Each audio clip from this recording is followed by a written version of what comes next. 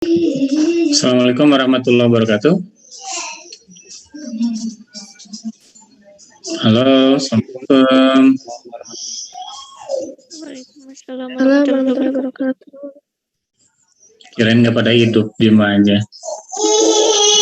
Mulai aja ini, itu gimana nih? Kok baru 9 orang?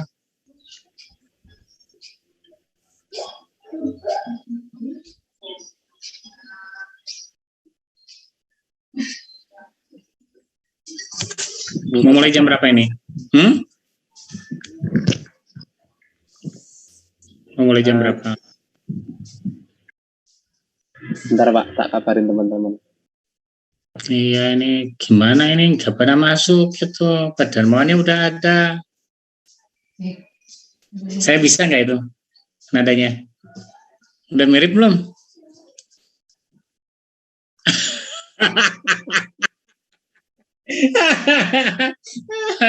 Kamu kayak kamu bisa aja. Ayo, kamu juga bisa nggak? Nggak bisa kan? Kamu NTT kan nggak bisa ya? Apa ada keluarga Jawa?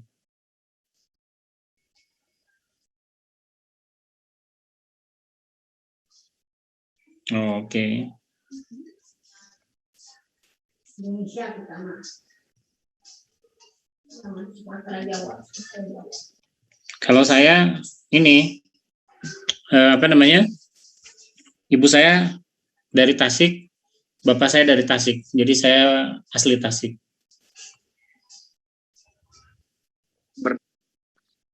Ya, asli. Kalau istri saya, bapaknya Asep, ibunya Eis, orang Sunda itu dia. Kalau saya orang Tasik. Mana ini? Kuliah enggak? Kalau nggak ada kuliah, saya liburan aja tidur. Pak, gimana Pak? Ya, udah absenin yang ada semua dikasih nilai A. Yang nggak ada dikasih nilai C.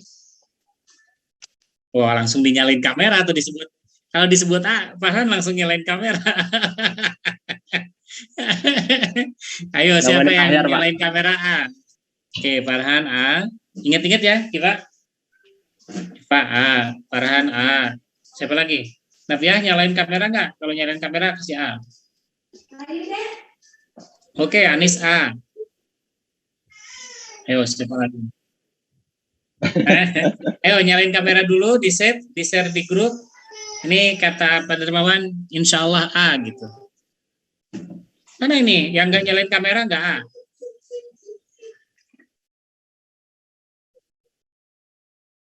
Hafiz tiba-tiba langsung nyalain.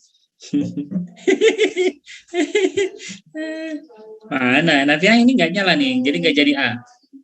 Liza nggak jadi A. Ayo, siapa yang mau A? Yang nyalain kamera A, yang nggak nyalain C. Oke, kan kelihatan mana yang udah mandi, mana yang belum. Oke, Alifia gelap sekali. Kamu kenapa?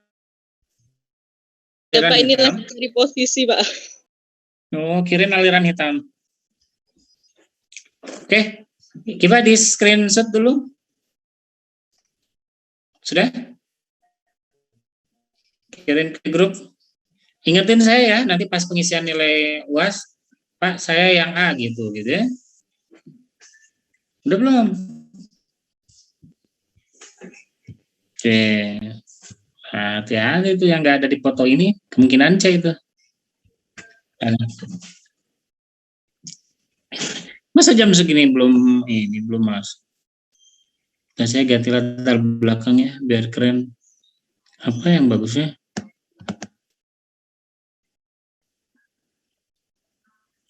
Mana ya jam segini kok masih kosong ya? Enggak, kurang bagus.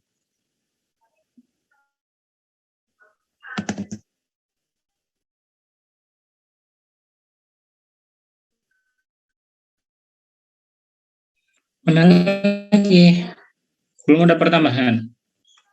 Oke. Eva, Pak, UASnya udah beres belum, Pak? Dikerjain nggak? Suaranya kecil, deketin, gitu. Jangan bisik-bisik. Kan bukan lagi ngobrol sama pacarnya. Belum selesai Pak. saya. Kenapa tuh belum selesai? Ya, sambil ngerjain tugas yang lain juga, Pak. Perasaan saya mirip tadi ngomongnya. Saya juga belum nyelesain tugas, Pak. Gitu kan mirip. Gimana sirik? Sirik sih. Soalnya dia nggak bisa sama sekali. Nah, harusnya orang Batak suruh pakai bahasa Sunda, bagus tuh. Ada tetangga saya bisa dia sudah 40 tahun di Bandung, bahasa Sundanya bagus. Udahan aja ini, cuman segini aja. Ya, ternyata harusnya berapa orang sih kelas ini? Paling sedikit memang. Oh, banyak dong. Berarti nggak adanya 10 orang. Wah, dicatat yang 10 orang ya? Catatan Pak Darmawan yang 10 orang itu calon C gitu.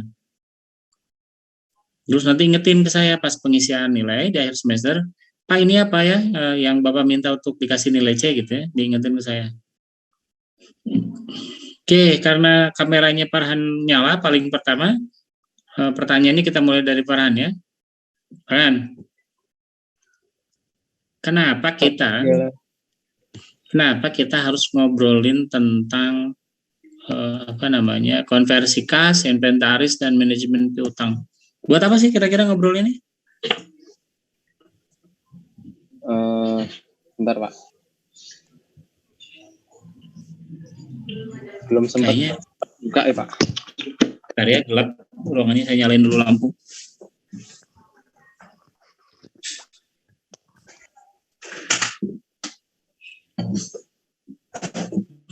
Lumayan lah. Baik, ceritanya begini. Jadi di dalam proses perusahaan, Lija jangan nguap dong. Itu kameranya nyala, kelihatan dari sini. Lija nguap barusan. Nguapnya gini, wah gitu. Kita terusin aja, langsung matiin kamera. Jadi gini. Jadi di dalam proses operasional perusahaan, itu kan perusahaan itu kan memproduksi sesuatu. Misalkan Kiva memproduksi, Pak, kamu perusahaan apa, Pak, yang diteliti?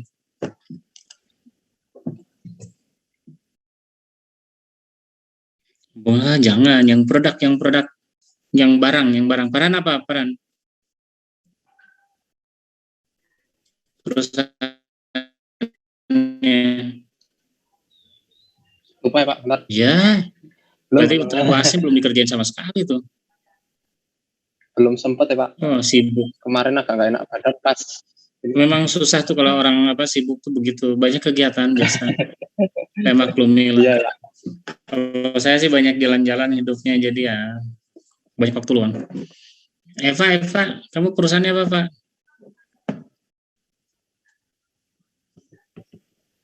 Iya, Pak. Kamu perusahaannya apa? Bentar, Pak, lupa juga. Iya. Fikri, kamu perusahaannya apa, Fikri? LSIP. Apa itu? Mau produksi apa? LSIP. Minyak sawit London Sumatera. Okay. Apa itu, Pak? Minyak sawit. Oke, jadi gini. Bayangkan kita sedang membicarakan perusahaan minyak sawit. Perusahaan minyak sawit tentu ujungnya adalah minyak sawit. Kemudian diproduksi, dijual. Nah, ketika minyak sawit produksinya Fikri ini dijual ke pasaran, Fikri punya dua kemungkinan model penjualan. Model penjualan pertama yaitu pembeli Fikri itu membayar langsung. Misalkan Fikri menjual melalui distribusi jaringan Alfamart atau Yomart atau Circle K atau apalah yang seperti itu, Inmart. Nah, kemudian Fikri kan jual itu, mungkin Indomart, Alfamart, dan seterusnya itu nggak bayar langsung cash. Misalkan Fikri jual per hari itu 1.000 liter misalkan, 1.000 liter minyak ya. Nah, kemudian mereka mungkin nggak bayar. Nah, Pada sisi lain, hal itu juga mungkin Fikri lakukan. Fikri kan ketika mau jual minyak tadi kan dikemas, maka butuh bahan kemasan, botol misalnya, atau plastik yang punch itu, dan seterusnya. Nah, logikanya mungkin Fikri juga melakukan hal yang sama, tidak membayar cash langsung pada perusahaan. Jadi Fikri akan mencatatkan pola ini, hutang pada perusahaan pemasok, di mana Fikri dipasok sejumlah pupuk, sejumlah kemasan oleh orang lain, dan Fikri mencatatkan sebagai piutang ketika Indomaret, Alfamart, dan seterusnya distributor tidak membayar cash. Nah, itulah yang kita maksud sebagai yang akan kita bicarakan hari ini. Jadi manajer keuangan harus mempertimbangkan betul keadaan di mana mungkin akan terjadi pencatatan hutang dan piutang di dalam proses produksi. Nah, kenapa orang melakukan ini? Nah, jadi memang manajer yang baik adalah manajer yang pintar menunda pembayaran di satu sisi, tetapi dia juga pintar untuk meminta orang lain tidak menunda pembayaran. Jadi manajer yang baik itu kalau bayar itu ditunda-tunda, tetapi pada suatu sisi lain dia manajer yang baik, disebut manajer yang baik jika dia juga berhasil memaksa orang untuk mempercepat proses pembayaran. Nah, kita akan bicara tentang itu tuh. Jadi kita akan bicara bagaimana seharusnya kita melakukan manajemen kas, manajemen inventaris, dan manajemen piutang. Ada beberapa tujuan yang akan kita capai di dalam pertemuan hari ini. Pertama, saya berharap Anda mampu menjelaskan siklus konversi tunai. Jadi salah satu pekerjaan dari manajer keuangan adalah dia mampu membuat sebuah gambaran tentang siklus konversi tunai. Siklus konversi tunai itu gambaran tentang bagaimana perusahaan itu mencatatkan seurutan waktu tentang ketika barang masuk, bahan baku masuk, diproduksi, diolah, kemudian menjadi barang jadi, didistribusikan, dan kemudian mendapatkan uang. Jadi siklus konversi tunai itu adalah proses perubahan dari sejak bahan baku sampai kemudian menghasilkan uang. Nah, tujuan utama atau fungsi utama dari manajer keuangan adalah memastikan bahwa proses ini makin cepat. Jadi siklus konversi tunai ini makin cepat makin baik. Tentu saja di mana-mana perusahaan kan inginnya begitu. Ingin lebih cepat, lebih baik. Jadi kas yang ada di tangan bagian keuangan itu menjadi lebih banyak. Nah, saudara sekalian, maka pertimbangan kita yang paling pokok adalah bagaimana sebetulnya tingkat optimal dari penggunaan aset kita itu, aset operasi itu, dan bagaimana pendanaan jangka pendek. Artinya begini, coba bayangkan begini, bayangannya. Kalau misalkan kita timbang-timbang di dalam memproduksi barang itu, tadi misalkan Anda memproduksi minyak kelapa sawit, maka yang Anda harus timbang adalah ketika Anda menyimpan bahan-bahan bahan baku sampai pada batas berapa lama Anda bisa menyimpan. Untuk kasus minyak kelapa sawit agak tidak terlalu riskan karena yang disimpan adalah kemasan. Kemasan itu relatif punya jangka waktu yang panjang. Tapi bayangkan begini, kelapa sawit kan butuh pupuk tuh. Nah, atas dasar butuh pupuk itu kemudian Fikri menyimpan pupuk yang banyak. Alasan Fikri begini, kalau saya menyimpan, kalau Fikri jadi manajer keuangan di situ menyimpan pupuk dalam jumlah banyak, maka harga pupuk menjadi lebih murah. Karena hukum ekonominya, kalau Anda membeli lebih banyak, maka Anda mendapatkan diskon terhadap pembelian. Nah, kemudian Fikri mencobalah nyimpen, menumpuk, menimbun pupuk sebanyak-banyaknya. Yang jadi masalah, kebutuhan produksi sendiri berapa? Itu yang harus kita pikirkan. Kebutuhan produksi terhadap pupuk itu berapa? Butuh per hari, per minggu, per bulan itu berapa? Dan kemudian masalah juga ketika pupuk itu ada masa kadaluarsanya enggak?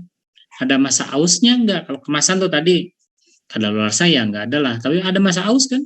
Karena kalau barang plastik seperti itu disimpan dalam waktu yang lama, tentu lama-lama menjadi rusak. Jadi Anda ketika menjadi manajer keuangan, Anda harus mempertimbangkan itu juga. Berapa barang persediaan sanggup disimpan lama Berapa bahan pokok bisa disimpan dengan lama? Apa logikanya kenapa harus bisa disimpan lama yang tadi? Karena kalau bisa disimpan dalam waktu yang lama, Anda bisa membeli dalam jumlah yang banyak, harga lebih murah. Tetapi Anda menanggung resiko barang-barang tadi busuk, kadaluarsa, nggak bisa dipakai karena tidak bisa ditampung oleh produksi. Jadi Anda harus nimbang betul di kepala Anda ketika Anda jadi manajer itu. Berapa banyak sebetulnya bahan baku Anda harus beli? Berapa yang paling maksimum? Maksimum itu artinya menguntungkan karena membeli lebih murah, tetapi di sisi lain barang itu tidak cepat kadaluarsa. Nah, berapa banyak Anda harus beli? Yang kedua, kemudian Anda kan nanti menjual produk ini pada relasi Anda, pada distributor, kan nggak langsung terima uang cash. Sementara Anda mungkin harus melakukan proses produksi yang memerlukan uang cash, yang tidak bisa ditunda, misalkan gaji pegawai. Kan gaji pegawai nggak mungkin ditunda. Pembayaran daya dan jasa, listrik, air, telepon, internet, dan seterusnya. Itu kan pembayarannya nggak bisa ditunda. Artinya Anda membutuhkan uang untuk agar orang bisa membayar produk Anda dengan cara kredit. Jadi Anda harus memikirkan cara bagaimana caranya bisa menjual barang pada orang lain nggak perlu bayar langsung. Apa yang Anda lakukan? Ada dua hal yang mungkin Anda lakukan. Pertama, Anda melakukan hal yang sama pada para pemasok Anda. Tadi misalnya pemasok Anda itu apa? Kemasan dan pupuk. Tanya ke mereka, bolehkah Anda menghutang gitu? Meminjam bahan baku tadi, baik itu pupuk maupun kemasannya. Kalau misalkan Anda tidak dapat, Anda bisa mendapat pinjaman dari bank. Tentu saja pinjaman dari bank itu lebih lebih tinggi biayanya. Biaya yang dibutuhkan untuk itu lebih tinggi. Maka Anda timbang-timbang gitu. Apa yang Anda harus lakukan agar Anda bisa menjual barang dengan cara piutang tadi tanpa kemudian perusahaan Anda merugi. Jadi Anda harus pertama kali ngecek itu soal inventarisnya, pastikan bisa dibeli simpan lama, berapa lama, dan itu harus dijadikan bahan pertimbangan. Yang berikutnya begini, ketika Anda memberikan kemungkinan pembayaran secara kredit pada para distributor, maka Anda harus timbang juga distributor semacam apa, seperti apa, bagaimana orangnya agar Anda bisa memberi itu. Tentu tidak sembarangan Anda bisa ngasih metode pembayaran utang kepada para distributor Anda itu. Jadi Anda jual barang ya, jual tadi minyak kelapa sawit ke Indomaret, ke Alfamart, dan seterusnya. Kenapa Anda mau ke Indomaret? Kenapa mau ke Alfamart? Kenapa mau ke Circle K dan seterusnya? Anda harus punya pertimbangan itu untuk memperluas pasar. Jadi Anda harus buat standarisasi siapa saja yang berhak untuk membeli barang dari Anda secara kredit. Nah, biasanya kemudian Anda membuat batasan, misalkan modal perusahaan itu tidak boleh kurang dari 100 juta dengan batas minimum paling rendah 80 juta. Artinya, Anda harus cari pasangan bisnis Anda itu yang modalnya di atas 100 juta. Kalaupun misalkan tidak, boleh sampai 80 juta. Nah, apa syaratnya? Biasanya ditulis tuh syaratnya. Sepersetujuan bagian produksi, sepersetujuan bagian pemasaran, sepersetujuan bagian logistik, dan seterusnya. Anda harus punya itu. Nah, bagaimana kalau di bawah 80? Modalnya di bawah 80 juta, tetapi punya prospek pasar yang bagus, dan seterusnya, maka Anda butuh persetujuan yang lebih tinggi. Misalkan persetujuan dari direksi, dan seterusnya. Ini yang Anda harus pikirkan ketika Anda menjadi manajer keuangan. Jadi ketika Anda menjadi manajer keuangan, pastikan apakah perusahaan Anda punya SOP tentang piutang enggak. Jadi cari tahu di perusahaan Anda apakah ada kebijakan tentang piutang. Bagaimana bunyi kebijakannya? Apa yang kira-kira mengganggu di dalam kebijakan itu dan seterusnya. Nah, tadi saya sudah mengatakan pentingnya membuat standarisasi tentang bagaimana seseorang bisa kita ajak kerjasama perdagangan melalui piutang. Secara umum sebetulnya Anda bayangkan begini, Anda kan hakikatnya mengkreditkan barang Anda. Jadi orang bertransaksi secara kredit dengan Anda. Kalau gitu kenapa tidak Anda gunakan itu karakteristik 5C pada kredit? Kan hakikatnya sama. Hakikatnya Anda menjual barang secara kredit atau Anda meminjamkan uang Anda pada orang lain. Kan hakikatnya gitu. Hanya saja ini dalam bentuk barang. Nah, apa 5C itu? Nanti kita terangkan. Nah, jadi Anda kemudian harus menerima juga kemungkinan perubahan dalam standar kredit perusahaan. Kenapa Anda harus mempertimbangkan ini? Gini, saudara sekalian, kalau Anda terlalu ketat di dalam aturan tentang bagaimana standarisasi peraturan piutang di perusahaan Anda, maka Anda kemungkinan akan memiliki kehilangan kesempatan berbisnis dengan orang yang baik, dengan perusahaan yang baik. Oleh karena itu Anda harus punya keluasan di dalam bisnis. Nah, yang jadi masalah, Anda harus punya karakteristik yang bisa menebak kira-kira orang ini bisa dipercaya atau enggak. Nah, intuisi itu sangat penting. Terakhir, sesudah Anda menyelesaikan semua tugas-tugas Anda itu, yang terakhir Anda harus punya kebijakan di perusahaan Anda. Kalau tadi SOP tentang manajemen piutang, sekarang adalah SOP tentang bagaimana menagih hutang itu. Jadi Anda harus punya aturan bagaimana boleh menagih, kapan menagih, berapa besar penagihan, dan seterusnya. Ada SOP-nya. Ini adalah bagian yang tidak mudah. Jadi bagian yang sulit, menagih hutang itu termasuk sulit. Oleh karena itu kemudian banyak orang yang mengalihkan proses hutang piutang pada lembaga lain. Kalau Anda perhatikan misalkan, banyak misalkan rumah, mobil, motor yang ditarik oleh leasing ya, itu kan yang narik bukan lembaganya, itu ada orang lain. Kenapa?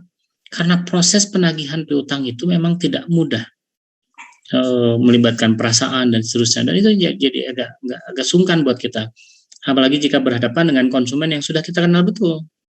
Nah, jadi saudara sekalian, inilah tugas yang Anda harus lakukan sebagai manajer keuangan ketika melakukan manajemen piutang. Nah, atas dasar cerita saya tadi itu, kita akan lihat rangkuman-rangkuman dari apa yang saya sudah ceritakan. Pertama, Anda harus paham dulu tentang istilah-istilah di dalam manajemen piutang. Nah, yang pertama adalah siklus operasi. Tadi saya sudah jelaskan pada Anda, siklus operasi itu adalah keseluruhan proses dalam perusahaan, ya, waktu yang diperlukan oleh perusahaan untuk ketika dia mulai dari menerima bahan mentah, mengolah atau memproduksinya, dan kemudian menjualnya, dan mendapatkan uang. Jadi siklus operasi itu mulai dari atas pertama kali barang datang, kemudian dijual dan menghasilkan uang. Siklus inilah yang Anda akan pertimbangkan di dalam mempelajari manajemen piutang ini. Yang kedua, ada istilah yang Anda harus pahami tentang siklus operasi itu, bahwa dari cerita saya tadi, kita bisa menangkap bahwa siklus operasi itu mencakup dua kategori aset utama dalam jangka pendek. Pertama, persediaan. Tadi kan kata saya, persediaan itu Anda harus hitung betul berapa lama barang apa ya disebutnya, bahan dasar dari produk Anda itu boleh disimpan, kemudian ketika berproduksi hasil produksinya boleh disimpan dan seterusnya. Dan kemudian tentang apakah Anda mungkin menjualnya secara piutang gitu. Bagaimana prosedurnya? Ini yang dipelajari itu hanya dua ini. Jadi siklus operasi hakikatnya hanya mencakup dua hal. Pertama persediaan dan yang kedua adalah piutang. Bagaimana cara mengukur siklus operasi? Tadi ingat cerita saya. Pertama kita harus hitung dulu instrumennya. Instrumennya ada dua. Pertama hitung umur rata-rata persediaan. Baik itu persediaan bahan baku, setengah jadi ataupun barang jadi. Artinya hitung betul barang-barang Anda itu berapa umur rata-ratanya. Kenapa butuh umur rata-ratanya untuk dapat berapa sebetulnya waktu yang dibutuhkan oleh proses produksi menghasilkan uang. Oleh karena itu kita harus tahu betul berapa umur rata-rata persediaan bahan pokok, setengah jadi, kapan dia kadaluarsa dan seterusnya. Kemudian yang kedua, berapa periode pengumpulan rata-rata. Jadi bagaimana uang tunai itu dikumpulkan itu berapa butuh waktu. Nah, tentu kemudian selanjutnya dalam siklus itu kita jumlahkan keduanya. Berapa average age of inventory dan average collection period tadi itu. Berapa lama itu sebetulnya? Nah, itulah yang akan kita jawab untuk menjawab pertanyaan berapa lama yang dibutuhkan pada satu siklus operasi untuk menghasilkan mencetak uang dari sejak bahan baku masuk sampai kemudian dijual.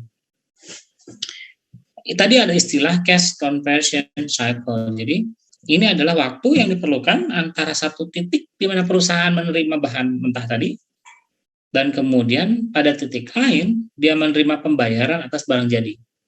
Itulah yang disebut sebagai siklus konversi tunai. Jadi siklus konversi tunai itu waktu titik mulai dari sejak bahan baku diterima, kemudian sampai kita menerima uang dari para pembeli kita. Itulah yang dimaksud dengan siklus konversi tunai. Bentar, saya masukkan dulu teman-temannya ya, masih ada yang mau masuk. Ya, saudara sekalian, dari cerita tadi kemudian kita mendapatkan pemahaman tentang kalau begitu bagaimana atau apa saja yang mempengaruhi cash conversion cycle itu. Jadi ada 3 kalau begitu. Pertama, usia rata-rata persediaan. Yang kedua, periode pengumpulan. Dan kemudian yang terakhir adalah periode pembayaran rata-rata. Nah, rumus inilah yang Anda harus gambarkan dalam perusahaan Anda itu. Ini nggak bisa Anda dapat di laporan keuangan. Jadi tidak mudah mendapatkan ini di laporan keuangan karena sifat datanya. Kan dia bisa datanya harian, mingguan, bulanan gitu ya. Nah, untuk Anda paham, Anda memang harus masuk ke dalam perusahaan. Saudara sekalian, pertanyaan yang timbul di kepala kita sebagai manajer keuangan begini. Kan pertanyaan pokoknya adalah berapa lama kita sebagai manajer keuangan sanggup mengkonversi bahan baku sampai kemudian menghasilkan uang. Pertanyaannya, kan berarti kalau lebih cepat menerima uang lebih baik dong? Betul. Nah, pertanyaannya bagaimana caranya agar kita mendapatkan uang lebih cepat? Ya, pertama adalah kita harus memiliki balikan persediaan atau trade-off persediaan secepat mungkin tanpa kehabisan stok. Artinya kita boleh tuh Pak mempercepat penjualan, nggak apa-apa orang membelinya dengan piutang misalnya, tapi yang jadi masalah mungkin nggak itu akan mengakibatkan stok persediaan di kita habis dan akibatnya kemudian kita kehilangan kesempatan untuk menjual pada pembeli potensial. Itu juga Anda harus timbang-timbang. Kemudian yang kedua, mungkinkah kita mendapatkan pembayaran piutang dagang dengan cepat, secepat mungkin? Bisa nggak? Caranya dengan tekan gitu orang untuk bayar tepat waktu, bisa nggak? Bisa. Tapi kalau misalkan dengan tindakan kekerasan, orang kemudian akan nggak mau.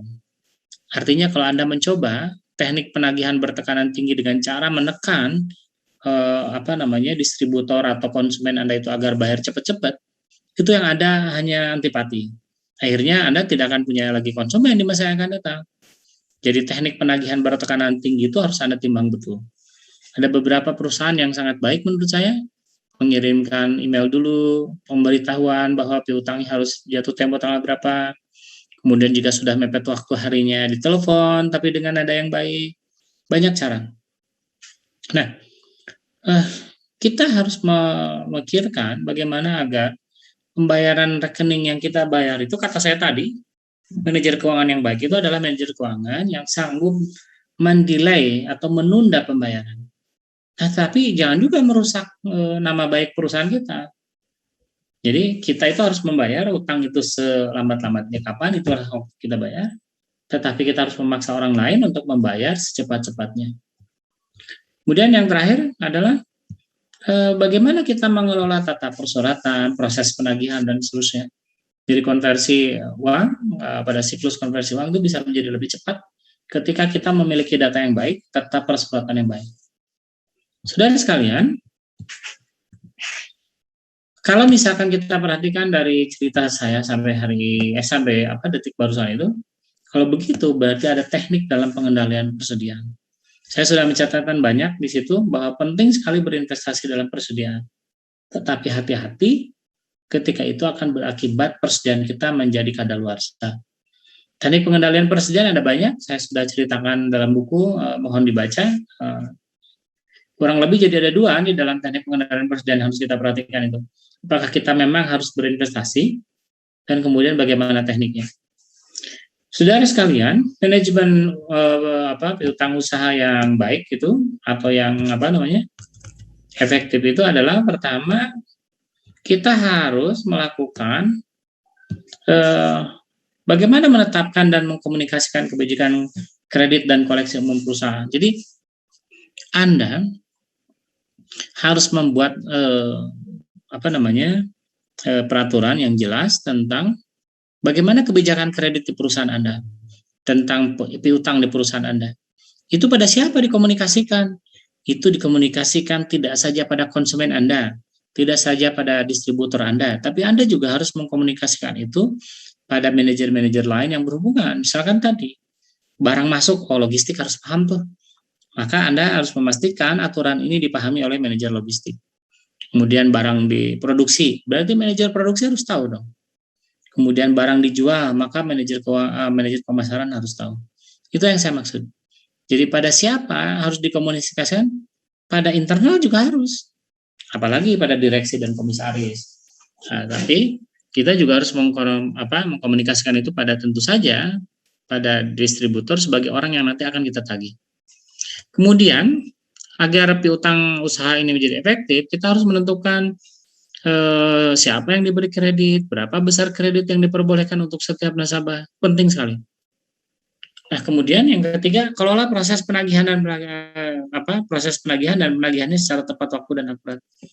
Jadi Anda harus punya catatan yang baik tentang piutang, siapa, di mana, berapa lama, bagaimana cara penagihannya dan seterusnya. Riwayat itu penting. Karena riwayat itulah yang kemudian akan mendasari kita pada kebijakan kita yang lain. Jadi Anda untuk keperluan itu tentu harus memiliki buku besar piutang yang sangat akurat, komprehensif ya, tahu persis kapan siapa harus bayar berapa. Nah, ini yang kemudian saya sebut sebagai bagian dari cara memantau piutang usaha secara individu maupun agregat. Anda kan jadi tahu tuh si distributor ini atau si konsumen ini kalau bayar piutang berapa lama. Anda catat itu sebagai bagian dari catatan memahami konsumen. Kemudian Anda pastikan juga bagaimana kalau misalkan mereka belum bayar, gimana caranya dan seterusnya. Cara yang tadi mungkin bisa dicoba. Jadi seminggu sebelumnya kirim email, WhatsApp, 5 hari menjelang habis waktu ditelepon sambil mengatakan mohon maaf ya Bu ya, mau kapan membayar ini? Anda sebut misalkan minggu depan pas jatuh tempo. Anda bisa jawab begini. Oh iya Bu, mungkin kita tetap akan menelpon Bapak, Ibu besok dan seterusnya sampai Ibu dan Bapak membayar piutang itu ya Bu ya, mohon maaf. Kan enak didengarnya. Itu akan membuat kita menjadi lebih merasa dihargai. Nah, jadi Anda harus cari cara Anda sendiri yang khas. Bagaimana caranya menagih piutang itu. Nah, ini adalah prosedur yang juga Anda harus catatkan di perusahaan Anda. Berikutnya adalah tentang langkah perusahaan menawarkan kredit. Jadi Anda harus lakukan itu ada 3. Pertama, menentukan standar kreditnya. Standar kredit itu siapa, mendapatkan berapa kreditnya. Mendapatkan kreditnya itu berapa besar. Yang kedua, menetapkan persyaratan kredit. Apa itu syaratnya? Berapa lama pelanggan harus membayar? Adakah diskon kalau misalkan dia bayar lebih cepat gitu.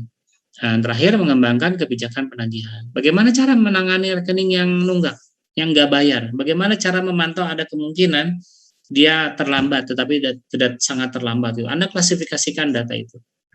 Nah, saudara sekalian, di dalam standar kredit banyak hal yang Anda bisa tulis. Pertama, tentang riwayat pembayaran pemohon. Apakah harus punya riwayat yang baik atau tidak, bagaimana ceritanya, dan seterusnya. Kemudian biaya variabel dari produk yang akan dijual secara kredit. Tentu karena ada penundaan pembayaran, biaya variabelnya meningkat. Nah, berapa meningkatnya itu? Hitung betul. Kemudian jumlah kredit yang ditawarkan berapa, penilaian kreditnya bagaimana caranya, dan untungnya. Ini yang Anda tulis di dalam standar kredit.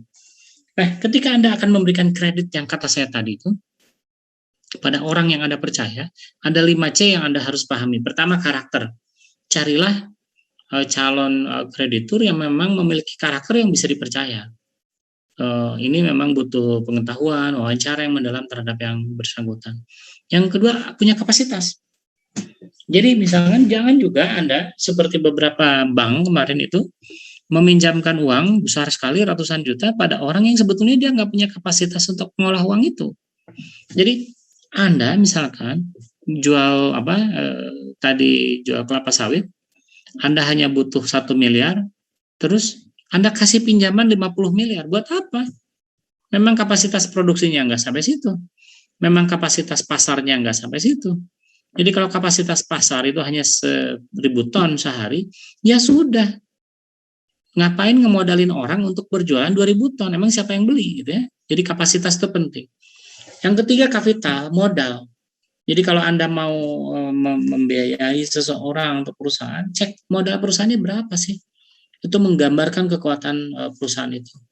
Nah, ini yang berikutnya yang paling sering, kolateral. Jadi apakah pinjaman yang kita berikan atau kredit yang kita berikan, yang dalam berupa barang ya, tentu saja tidak berupa uang, itu harus ada jaminannya. Karena yang namanya kredit itu kan di mana-mana ada jaminan. Nah, karena ini yang dimaksud adalah piutang dagang pada proses produksi, apakah kolateral juga mesti ada? Bagaimana bentuknya? Itu yang Anda harus pikirkan. Terakhir, kondisi. Kalau karakter, capacity, kapital, kolateral itu kan bicara pada objek si peminjam, kreditur. Nah, ada faktor lain di luar mereka, itu kondisi. Misalkan kondisi ekonomi, kondisi sosial budaya yang nggak ada hubungannya dengan orang per orang. Nah, ini harus juga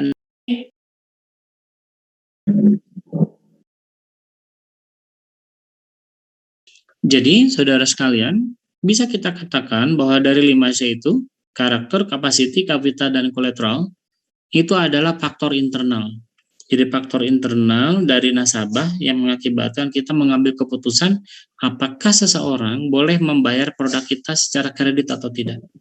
Kondisi itu sifatnya eksternal.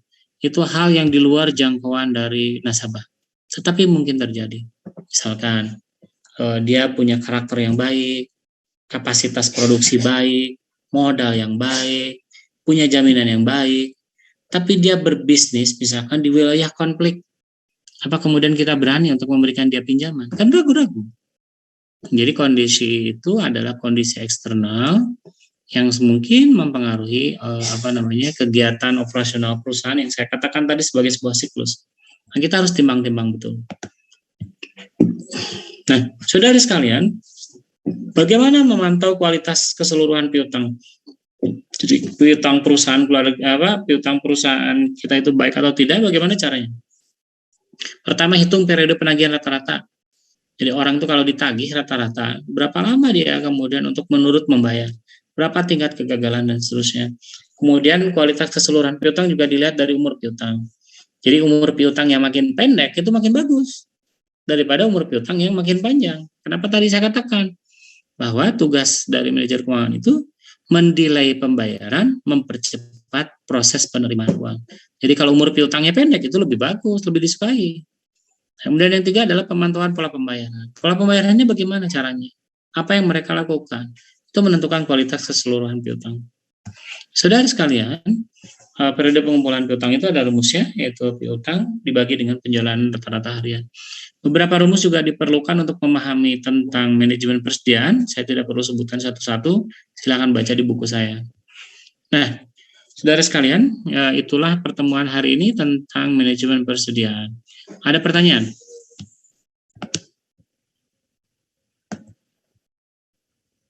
Ada pertanyaan?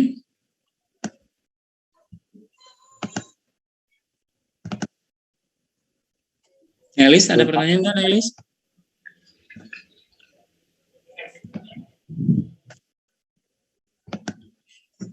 Baik, kalau tidak pertanyaan, saya mengingatkan kembali, UAS itu sudah tinggal sebentar lagi, pertemuan 13, pertemuan 14, itu sudah selesai, maka pertemuan 15 Anda harus sudah mengumpulkan. Saya ingatkan kembali ya, proses perkuliahan saya, hampir seluruhnya 100% adalah pembelajaran berbasis proyek. Artinya nilai terbesar Anda, 70% sampai 80%, dipengaruhi oleh laporan proyek Anda. Jadi Anda boleh tidak hafal definisi, boleh tidak hafal urutan, tetapi bagus dalam pengerjaan. Itu menjadi jauh lebih penting.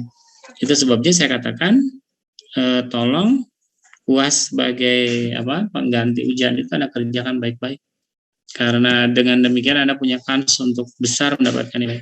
Kalau hafalan kan susah ya, Anda harus menghafal segala macam. Ini enggak, kerjain, maka efeknya ada dua. Anda jadi paham, tahu bagaimana nanti ketika ada urusan yang kedua Anda dapat nilai bagus. Nah, saya kira demikian pertemuan hari ini. Saya sangat mengucapkan terima kasih atas perhatiannya. Semoga Anda semua tanpa terkecuali mendapatkan keberkahan ilmu dari Allah Subhanahu wa taala. Amin ya rabbal alamin. Assalamualaikum warahmatullahi wabarakatuh. Waalaikumsalam warahmatullahi wabarakatuh. Terima kasih Pak. Terima kasih, Pak. Kerjakan ya tugas-tugasnya ya, hati-hati nanti kepepet waktunya. Dan saya ucapkan terima kasih. Assalamualaikum.